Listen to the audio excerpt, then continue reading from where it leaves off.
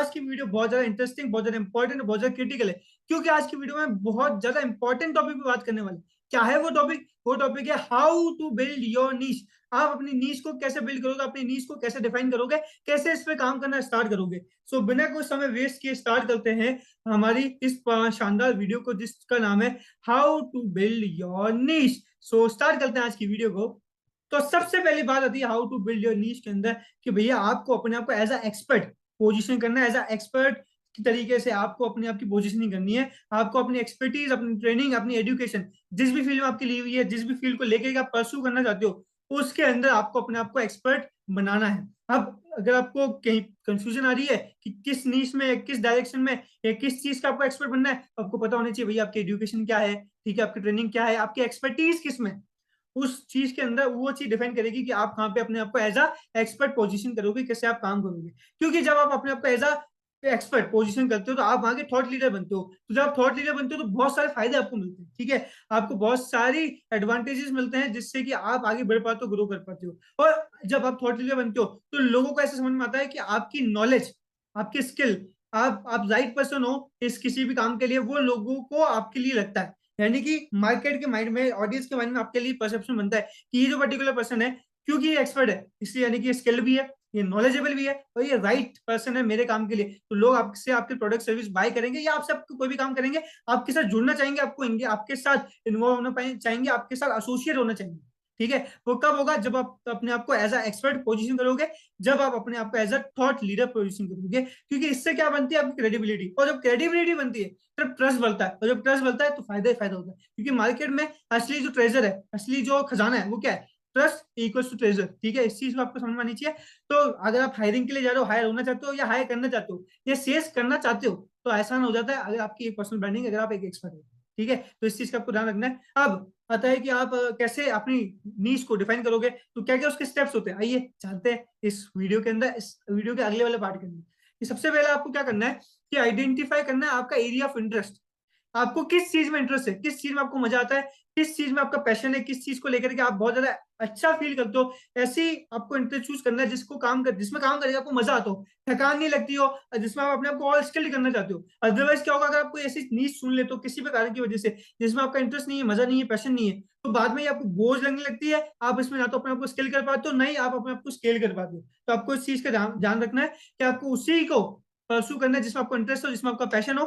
ठीक है, चाहे वो पर्सनल हो, प्रोफेशनल हो, कोई से भी हो सकता है। और आपको इस तरीके से, इसी तरीके से आपको नीश चुननी है। आपको क्या करना है, सबसे पहले तो लिस्ट डाउन करना है वो सभी एरिया ऑफ इंटरेस्ट जिसके अंदर आपको इंटरेस्ट है, जिसको लगता है आपको करके कि इसमें मुझे मजा आता है, जिसमें मेरे को बहुत अच्छी नॉलेज है।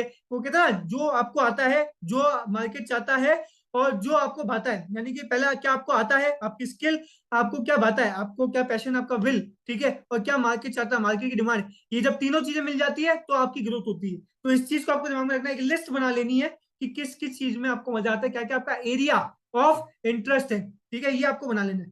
फिर आपको सेकंड पॉइंट का ध्यान रखना है अपनी नीश को आइडेंटिफाई करने के लिए, कि भैया आप अपने आप को कहाँ पे दिखाना चाहते हो, यानी कि what you want to be known. ठीक है, किस इंडस्ट्री के अंदर आप जाने जाना चाहते हो, कब, अभी और बाद में, दोनों जगहों पे। ठीक है, यानी प्रेजेंट में भी, फ्यूचर में भी। आपको पता होना चाहिए कि आप अपने आप को कैसे दिखाना चाहते हो, किस इंडस्ट्री में अपने आप की वैल्यू बनाना चाहते हो, किस इंडस्ट्री में अपना ब्रांड बनाना चाहते हो। ठीक है, for what you want to be known, ये आपको क्लियर होना चाहिए, ये चीज आपको पता होनी चाहिए। ठीक है, फिर थर्ड पॉइंट आता है। थर्ड पॉइंट क्या है कि आप अपनी टारगेट ऑडियंस को आइडेंटिफाई करो। हमारी एक वीडियो है जिसमें हमने बताया था कि कैसे आप टारगेट करोगे, अपनी टारगेट ऑडियंस को कैसे आइडेंटिफाई करोगे और कैसे आप उसको अंडरस्टैंड करोगे। तो वो वीडियो जाके देख लेना, पूरा उसको देख के नोट्स बना लेना और इंप्लीमेंट कर देना, ये चीज आपको समझ में आ जाएगी। फिर आएगा आपको जो चीज दिमाग में रखनी है, वही कि आपको सॉल्व करना है। क्या सॉल्व करना है? Burning problem of the customer. देखो, आप पर्सनल ब्रांड तभी बनोगे, आपके साथ लोग तभी जुड़ेंगे, या आपको लोग तभी अपने साथ जोड़ेंगे, जब आप दो काम कर सकते हो। क्या?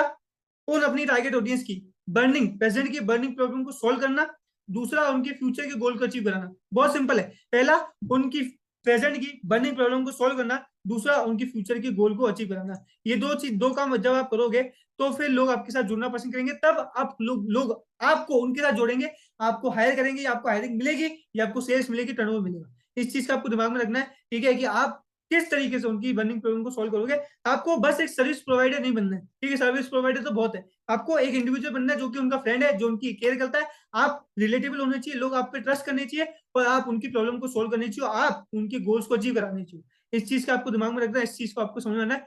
यही हमारा फोर्थ पॉइंट है जो आपको स्क्रीन पे शो हो रहा है। अब 500 पॉइंट हमारा कि जब भी हम हमारे नीश को बिल्ड करेंगे, नीश को आइडेंटिफाई करेंगे, तो ये बहुत इंपॉर्टेंट टॉपिक है जो बहुत ज्यादा लोग मिस कर देते हैं। क्या है वो? रिसर्च करना। किस चीज की रिसर्च? कंपटीशन की। भाई आप जिस फील्ड में जा रहे हो, जिस नीश में जा रहे हो, उस नीश में क्या कंपटीशन है, क्या लोग पहले से काम कर रहे हैं, क्या आपकी जैसी कोई कंपनी है, आपकी जैसी कोई प्रोडक्ट सर्विस वहां पे है, वो आपको पता होना चाहिए, वो आपको आइडेंटिफाई करना है, ठीक है। अगर आपको लगता है कि इस इंडस्ट्री में, इस काम के अंदर, इस प्रोडक्ट सर्विस की डिमांड के अंदर सिर्फ आप ही हो, कोई और नहीं है, ठीक है, तो फिर आपको सोचना पड़ेगा, आपको इंट्रोस्पेक्ट करना है। क्या इंट्रोस्पेक्ट करना है कि क्यों मैं ही हूँ, क्यों कोई और नहीं है, क्या इस इंडस्ट्री में कोई आने की हिम्मत नहीं करता है, या ये बहुत हार्ड है, या यहाँ पे पैसा नहीं है, या यहाँ पे लोग पैसा पे नहीं करना चाहते, या यहाँ पे ग्रोथ नहीं है, प्रॉफिट नहीं, क्या नहीं है, तो पहले आपको पता होना चाहिए, ठीक है। और अगर मान लो आपको पता चले कि आपकी इंडस्ट्री में, जिस इंडस्ट्री में आप जा रहे हो, बहुत सारा कंपटीशन है, तो भी आपको घबराना नहीं है कि यार पहले बड़े बड़े लोग हैं, बड़े बड़े प्लेयर है, बहुत सारे प्लेयर है, उससे आपको घबराना नहीं है, उसको आपको अपने माइंडसेट को सेट करना है, ठीक है। और अगर आपको पता चलता है आपकी नीश के अंदर कंपटीशन है, तो पता चल आपको ये भी चीज आइडेंटिफाई करनी है जो आपको स्क्रीन पे दिख रही है। पहला कि अगर आपकी इंडस्ट्री में कॉम्पिटिटर है, तो कॉम्पिटिटर कैसे आपकी कस्टमर की, जो कि आपका उनका कस्टमर सेम है, बर्निंग प्रॉब्लम सेम है, तो उनकी प्रॉब्लम को कैसे सॉल्व करना है, ठीक है। दूसरा, वो आपके क्लाइंट्स की प्रॉब्लम को कैसे सॉल्व कर रहा है, इसके साथ वो उनको कैसे अप्रोच कर रहा है, उन तक अप्रोचिंग उसकी कैसी है। फिर आपको क्या करना है कि जब अगर आपको लगता है बहुत सारे लोग हैं, बहुत सारा काम हो चुका है, आप बिल्कुल नहीं हो, आपको घबराना नहीं है, आपको माइंडसेट को कंट्रोल करना है, आपको अपने माइंड को बिल्कुल स्ट्रांग बना के रखना है। इंस्पिरेशन लेने के, अगर इतने सारे लोग कर सकते हैं, तो यस आप भी कर सकते हो, मैं भी कर सकता हूँ, हर कोई कर सकता है। तो मोटिवेशन लेना है, इंस्पिरेशन लेना है, ना कि घबराना है। और आपको डरना नहीं है कि क्या होगा क्या नहीं होगा, आपको बस स्टेप बाय स्टेप जो कोर्स में दिखाया गया उसके सारे टॉपिक्स को, सारी वीडियोस को सूचले का इंटर पूरा देखना है, सारे टॉपिक्स को कवर करना है, नोट्स बनाना, इंप्लीमेंट करना है, ठीक है। चिंता नहीं करनी, सब चीजों का हल है, ठीक है। कहते हैं हर ताले की हर चाबी, हर ताले की चाबी और हर चाबी की कीमत है, तो वो कीमत आपने चुका रखी है, इसलिए आप इस कोर्स के अंदर हो, बस आपको चाबी मिल जाएगी, बस आपको काम करना है, ठीक है। तो आपको रिसर्च करने कंपटीशन पे एक बार फिर से इस पार्ट को रिवाइंड करके देख लेना और नोट्स बना लेना, ठीक है, और फिर इंप्लीमेंट भी करना है। फिर आएगा, अब आपको पता चल गया कि भैया कंपटीशन है या नहीं है, पता चलेगा कंपटीशन है, तो अब सबसे इंपॉर्टेंट चीज आती है कि आप कैसे उसको अपने आप के बीच में डिफरेंशिएशन क्रिएट करते हो, कैसे आप डिफरेंशिएशन क्रिएट करते हो कि आप डिफरेंट है, वो डिफरेंट है, ठीक है। आपको ये चीज पता होनी चाहिए, आपको आइडेंटिफाई करना है, क्या आइडेंटिफाई करना है कि कैसे आपको कंपटीशन अलग अलग है, डिफरेंट है। फिर आपको इन सारे तीनों क्वेश्चन का आंसर होना चाहिए, इन तीनों क्वेश्चन का आंसर आपको ढूंढना है, क्लियर डिफाइन लिख के रखना है, डाटा में भी, आपके दिमाग में भी, पेपर में भी, सब जगह होना चाहिए। क्या?